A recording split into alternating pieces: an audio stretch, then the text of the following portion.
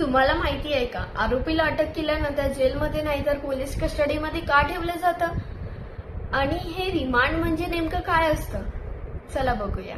तर hello guys, आज आपण बघणार आहोत क्रिमिनल लॉ मधील 3 महत्वाची गोष्टी. पोलीस कस्टडी, ज्युडिशियल कस्टडी आणि सेशन कोर्ट नक्की काय असतं.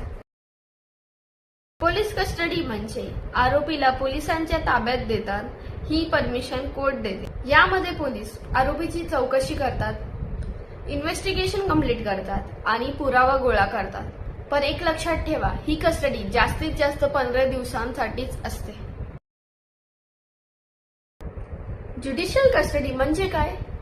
ज्युडिशियल कस्टडी यामध्ये आरोपीला जेलमध्ये ठेवले जाते. यामध्ये पोलीस चौकशी करू शकत नाही. ही कस्टडी मुख्यतः सेफ्टी अँड ट्रायल प्रोसेससाठी असते. सेशन कोर्ट म्हणजे काय? सेशन कोर्ट हे क्रिमिनल लॉ मधील सिरियस क्राईमसाठीचं कोर्ट आहे. मर्डर, रेप यासारखे गंभीर गुन्हे इथे चालतात. हे कोर्ट जामीन, शिक्षा आणि ट्रायलसाठी आहे. सेशन कोर्ट हे डिस्ट्रिक्ट कोर्टपेक्षा वेगळे अधिकार वापरतात, पण बरेच वेळा डिस्ट्रिक्ट कोर्ट आणि सेशन कोर्टची भूमिका एकाच जजकडे असते.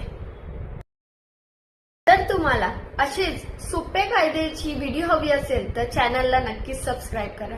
थँक्यू.